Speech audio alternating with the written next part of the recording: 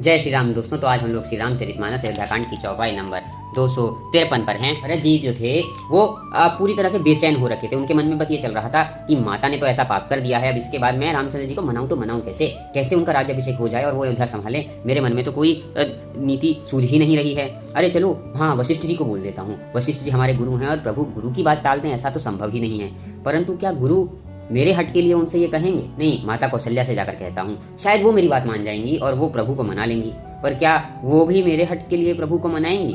क्योंकि उनकी बात तो प्रभु कभी नहीं टालेंगे, पर वो प्रभु की बात मानना छोड़ दें ऐसा भी नहीं हो सकता, और उनका धर्म भी ये नहीं कहता। और फिर वो सोचते हैं कि नहीं, मेरी बात तो प्रभु क्यों ही मानेंगे, अभी जैसे हालात रहे मेरा तो समय वैसे ही खराब है, ऐसे में मैं क्या ही आग्रह करूं। और सेवक का तो धर्म ही नहीं है कि वो जिद करे प्रभु से, उनसे कुछ कहे, उनसे कुछ अपेक्षा रखे। इस तरह से वो बार बार सोच रहे हैं। ऐसे करते करते रात बीत गई और अगले दिन उन्होंने सुबह स्नान किया और स्नान करने के बाद अपने प्रभु श्री रामचंद्र जी के ध्यान में बैठे। और जैसे ही वो बैठे थे कुछ देर में वशिष्ठ जी ने उनको बुलावा भेजा और बुला करके अपने पास बिठाया। यहाँ पे बाकी के गुरुजन बैठे थे और वशिष्ठ जी बैठे थे, जो उनको समझाने लगे कि हे भरत, जो श्री रामचंद्र जी हैं वो तो धर्म की ध्वजा धारण करने वाले हैं।